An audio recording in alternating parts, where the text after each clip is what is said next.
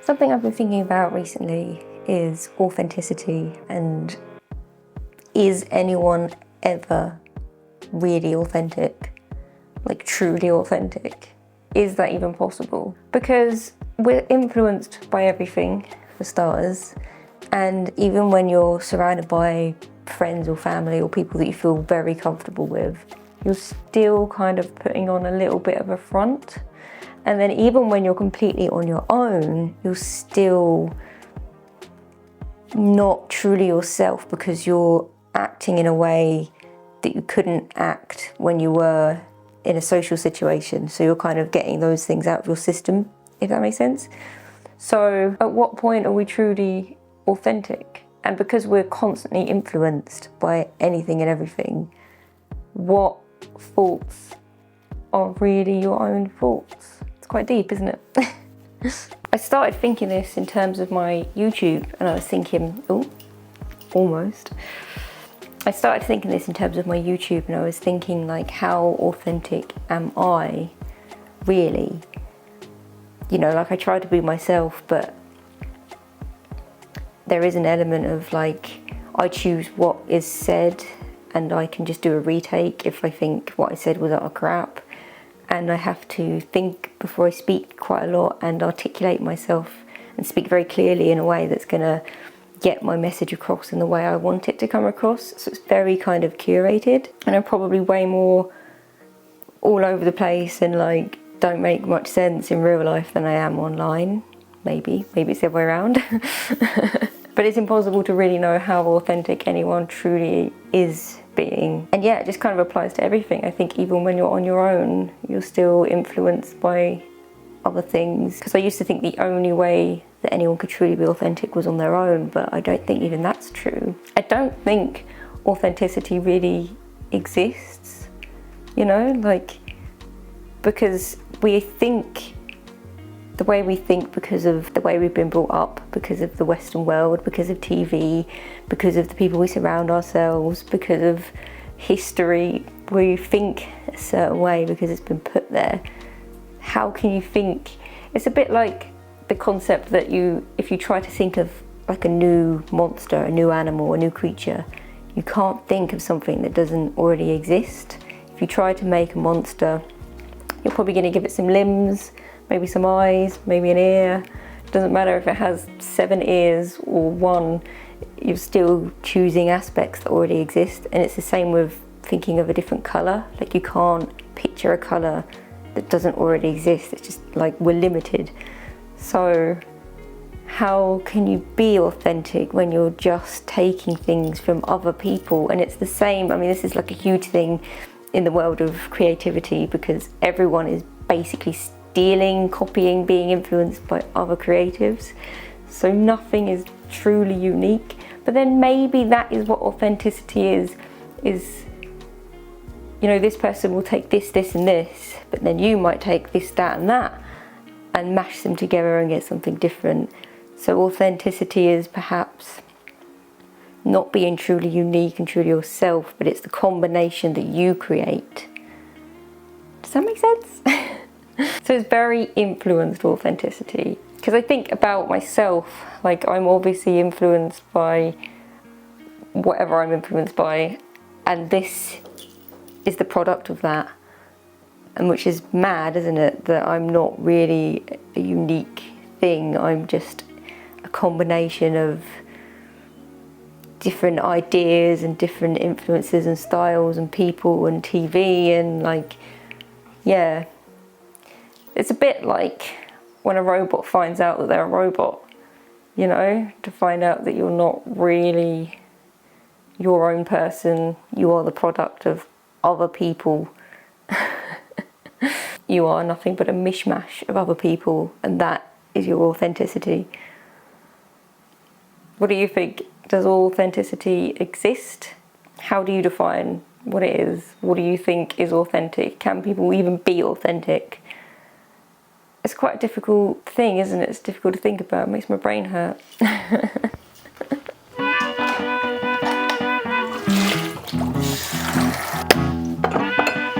It is broken. You're so cute. Yeah. Isn't that nice? No? Okay. Earl Grey. I've had to get a light. I've had to get a light to help film stuff because lighting is just terrible indoors, absolutely terrible.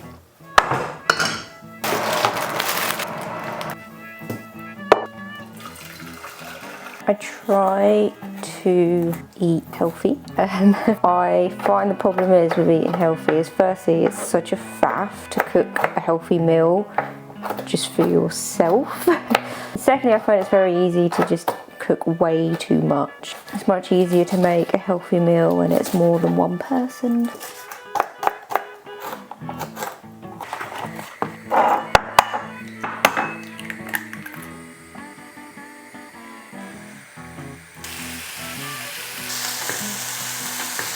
I normally have avocado on toast as well, but I don't have any avocado or any toast. I also usually put ginger in with the veg to give it some flavour, but I don't have any ginger either, so I'll just put a bit of salt because I don't know how else to flavour things.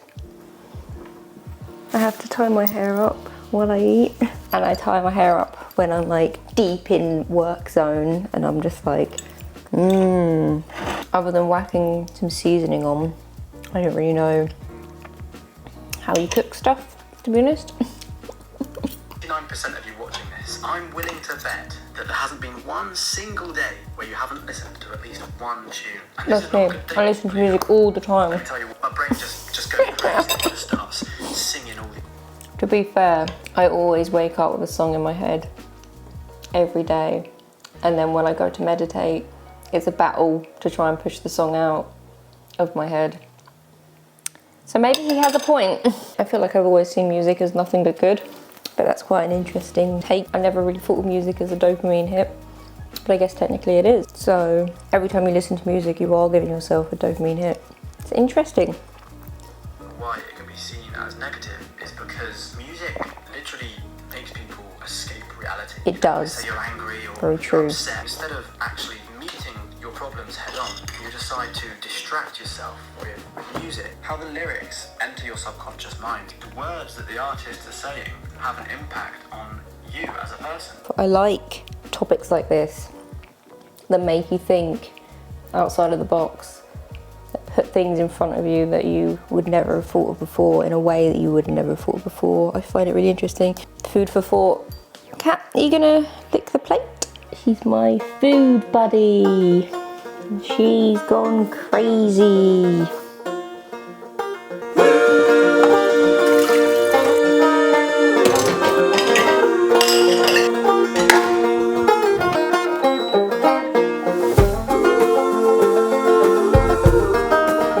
So shy.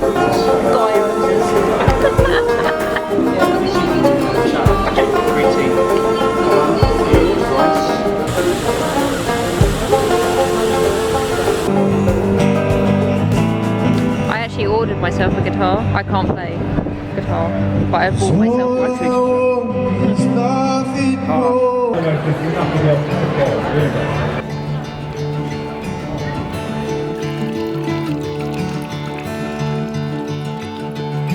And they're only strength, but I'm laughing.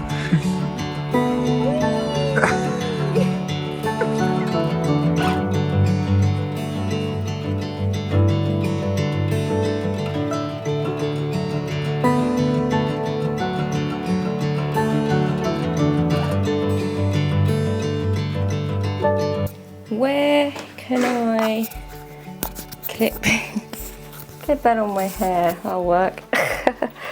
Just ignore all the mess. Everything's a mess. Woman of many stuff happening, so, and it's plant season, so just ignore the tip. Yeah, authenticity. So I had a day out in London and I was looking at all the architecture, and I thought architecture is quite a good example of people kind of being inspired and copying other people's ideas, but that means that the battery's about to die. Oh my god. I've completely forgot what I was saying there. Architecture and any sort of engineering is quite a good example of people taking different aspects of other people's already existing ideas and designs and making something new and innovating. So perhaps that is where authenticity lies. It's you choosing, it's like making your own recipe. You choose what things go in and then you make something new with it. And that is how innovation works, and that is how new ideas, new concepts, new technologies, new designs, that's how they come into existence.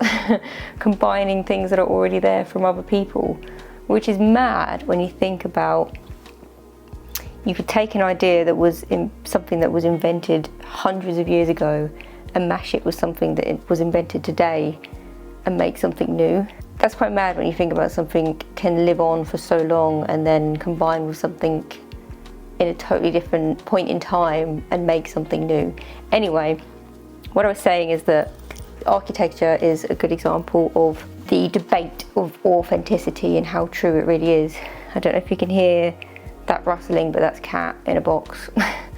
Then I had a day out in nature like I always do, and I thought to myself that perhaps nature is the only thing that can be authentic. Nature doesn't copy anyone. Nature is just its own thing. But at the same time, you've got evolution. So all these plants and trees learn from previous plants and trees and know how to adapt and move with it. So perhaps authenticity lies in changing and adapting and taking things that work from other trees or other people and then making something new.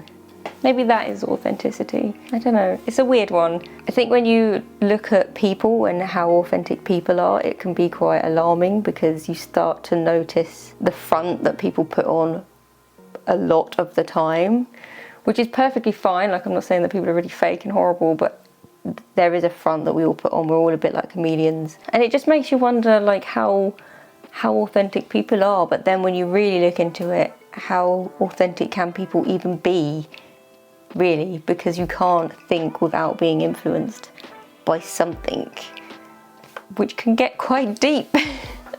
If you think about, essentially if you think about the fact that we essentially don't really have free thought in a way, because we're always influenced by something, somewhere, by someone. Yeah, I'm not sure where I'm going with this video. I was kind of just pondering the idea of being authentic and how and when are people ever really authentic? Is authenticity even a thing, really? And what does it mean to be authentic? If you can't be authentic, then are you just a bit of like a sheep?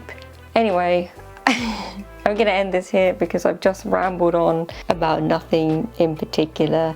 These are just the thoughts of the past few weeks that I've kind of mashed together. And the bit I had earlier about music, I remember hearing of some artists that don't like to listen to music when they're making a new album so they don't get influenced. But then the problem with that particular thing is that you need to keep up with the times and keep up with what music is trending so that you can make stuff to stay relevant. It's all a bit of a balance, isn't it? Anyway, yeah, authenticity. Let me know what you think. What is authenticity? Does it really exist? And when is someone their most authentic self? Because we also feed off of each other's energy. So if you're in a room with someone that you're really comfortable with, yeah, you're going to be yourself, but you're also kind of mirroring what they are like.